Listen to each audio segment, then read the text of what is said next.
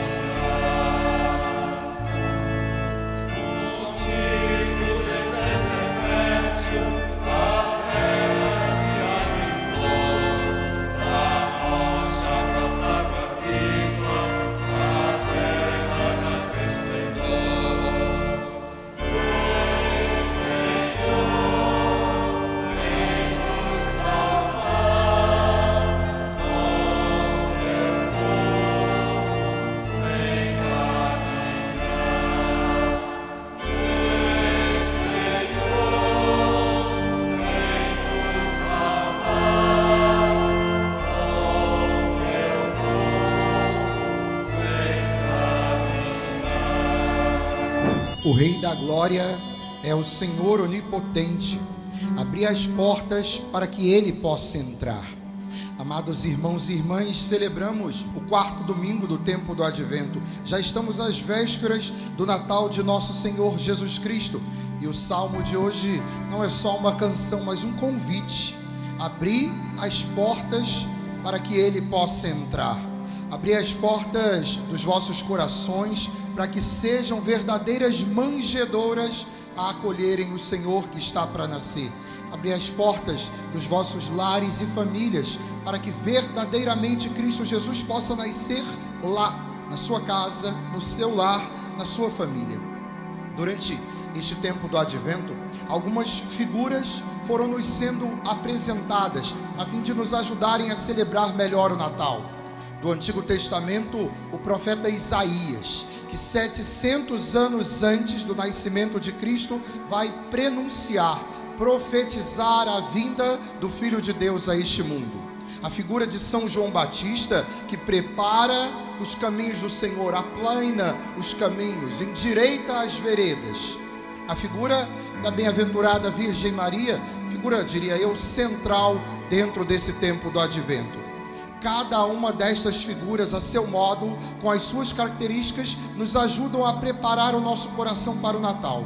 E hoje, no quarto domingo do tempo do Advento, o último domingo antes do Natal do Senhor, é nos apresentada por São Mateus a figura de São José. São José, diria eu, que é alguém silencioso. Não conhecemos nas Sagradas Escrituras nem sequer uma frase que fora dita por São José.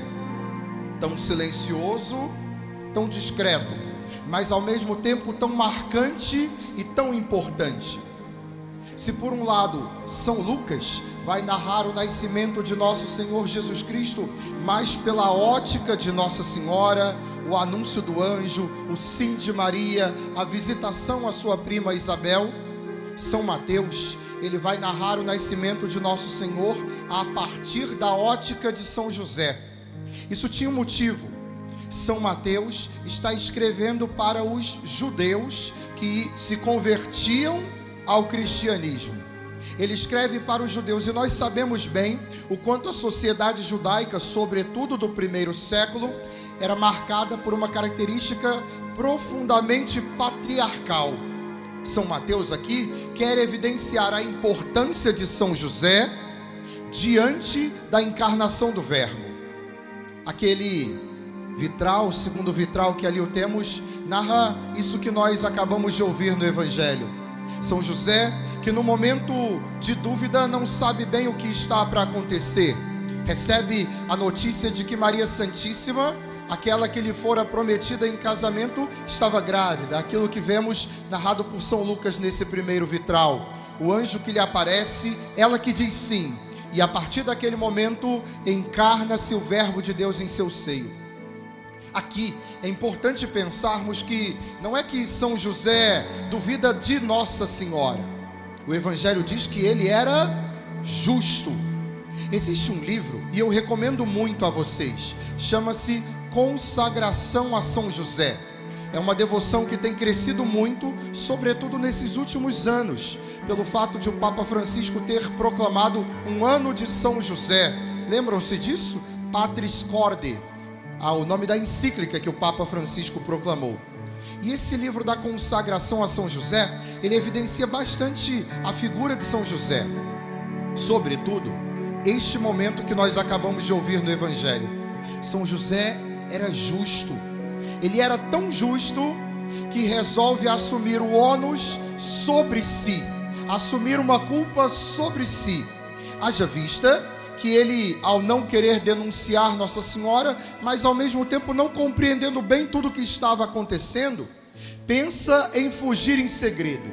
Esta atitude de São José prejudicaria somente a ele próprio.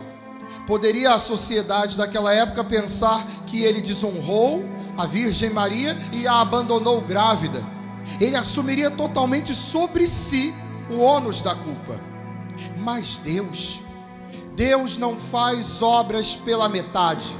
Deus não faz obras incompletas.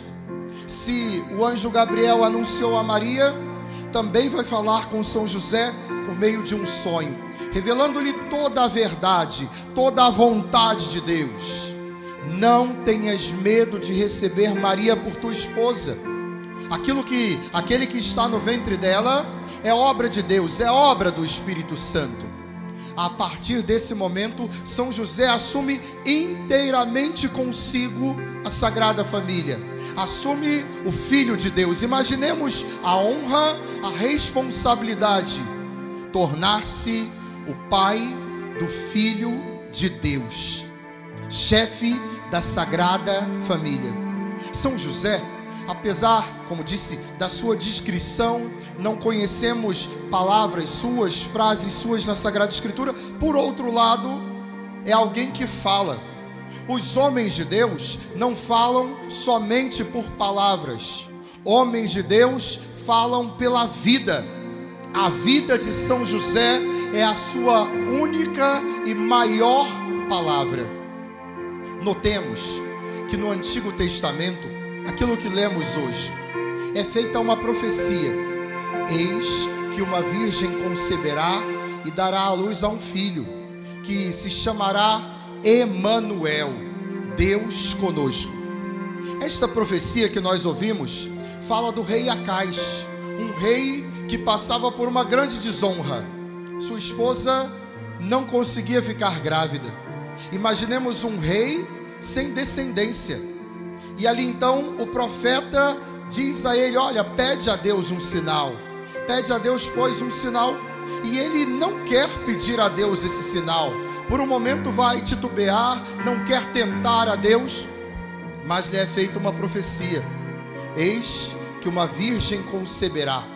Essa virgem, de algum modo, essa palavra primeira do hebraico, a tradução, eu diria que mais perfeita seria uma jovem em idade de casar-se. Talvez, se fôssemos pegar a melhor palavra para isso, seria a palavra donzela. Uma donzela, uma jovem, virgem, pronta para casar-se, sem ter tido ou conhecer qualquer homem. É essa a tradução perfeita. No Antigo Testamento, essa profecia referia-se à esposa de Acais, que apesar de todas as tentativas não estava grávida, mas Deus lhe faz uma promessa: a tua esposa vai ficar grávida, você vai ter um descendente no seu trono. Mas quando nós olhamos essa profecia numa ótica da fé, numa ótica maior, ela se refere à Virgem Maria, não uma donzela somente prometida em casamento, mas aqui a tradução perfeita é virgem, do grego aipartenos, do hebraico alma. Ela é virgem. E não é só, notem bem, uma virgindade ou uma pureza espiritual. Sim, porque alguns tentam diminuir a figura da Virgem Maria, dizendo que a pureza dela é uma pureza de coração, é uma pureza de alma. Não é somente isso. Ela é pura no corpo e na alma. Alguns tentam diminuir a importância de Nossa Senhora, desculpe talvez o termo que eu vou usar, quase colocando-a como uma barriga de aluguel. Alguém que fora usada por Deus, mas que não teria assim tanta importância. Não, ela é a Imaculada Conceição, preservada da mancha do pecado original, escolhida por Deus entre todas as mulheres, a mais perfeita criação de Deus. Nesse sentido, a Virgem Maria não é somente alguém que Deus utiliza para um projeto, não. Ela faz parte do projeto de Deus. O sim dela é parte essencial do projeto de Deus. E nesse sentido, eu disse que Deus não faz obras incompletas. Se Deus, encarnado neste mundo, tinha uma mãe, também quis ter um pai. Olhando a figura da Sagrada Família, de José e Maria, nós devemos pensar também nas nossas famílias, nos nossos lares, rezar pelos casamentos, abençoar as famílias, a fim de que possam eles também, como José e Maria, serem um lar de amor, onde se faz a vontade de Deus. Quando nós ouvimos esse evangelho, essa profecia, de algum modo pensamos e devemos rezar pelas nossas famílias. Eu já disse, mas repito, que esse tempo do Natal é marcado sim por muitas famílias, por momentos de confraternização, onde nos encontramos às vezes com aqueles familiares que nem sempre encontramos, mas também para muitas famílias é um momento um pouco delicado, quando existem situações um pouco difíceis na família. Eu convido você, como Nossa Senhora e São José, preparar o teu coração como uma manjedoura, para que nosso Senhor possa ali entrar, para que nosso Senhor possa ali nascer. Mas não dá para preparar um lar, um coração, uma manjedoura para nosso Senhor, onde também os nossos irmãos não possam se encontrar. Então, nesse sentido, nesse Natal, perdoe, busque a reconciliação. Se existe alguma situação familiar um pouco difícil, uma situação um pouco espinhosa na sua família, use esse Natal para se reconciliar, para fazer novamente um ato de perdão, de pedir ou de dar o perdão. Mande uma mensagem, se não for se encontrar com essa pessoa, se encontrá-la numa confraternização de família, ao menos fale, cumprimente, dê um abraço. Mas eu não vou falar, padre, eu não quero ser falso. Não. O amor nunca é falso. O amor em Deus sempre é verdadeiro. Então, nesse Natal, faça esse gesto também. Repito, nosso Senhor não nascerá num coração onde não se pode dar o perdão. Então, faça a sua parte. Se a pessoa não quiser, ou se a pessoa virar o rosto, essa é uma questão dela com Deus. Mas você faça a sua parte, perdoe, peça perdão, para que o Natal possa ser real, possa ser concreto no seu lar e na sua família. E eu termino com uma citação de São Paulo hoje na segunda leitura, quando ele fala dessa vinda de Deus, dessa vinda de nosso Senhor que vem a esse mundo. Ele diz assim: notem, irmãos, é por ele que recebemos a graça da vocação para o apostolado, a fim de podermos trazer a obediência da fé todos os povos pagãos para a glória do seu nome. São Paulo quer dizer aos romanos, àqueles que eram cristãos em Roma no primeiro século, que os outros acreditariam em Cristo pela vida deles, pelo testemunho de vida deles. Os outros acreditarão que é Natal, acreditarão que Deus se fez menino, acreditarão que Deus é Emanuel, é Deus conosco, se a nossa vida falar isso para eles. Não serão somente os nossos lábios, as nossas palavras a proclamar que Deus veio a esse mundo, será a nossa vida, o nosso testemunho verdadeiro de cristãos, que mostrará a esse mundo que Deus é Deus próximo, é Deus conosco, é Emmanuel. Desde já, talvez aqueles que não estarão aqui no Natal, eu quero desejar a você que Cristo Senhor possa verdadeiramente nascer lá, no presépio da tua casa, lá na manjedoura do teu coração, para que seja vida nova, para que seja esperança, para que seja verdadeiramente Natal de nosso Senhor. Que Deus conceda a você um santo e abençoado Natal. Louvado seja nosso Senhor Jesus Cristo.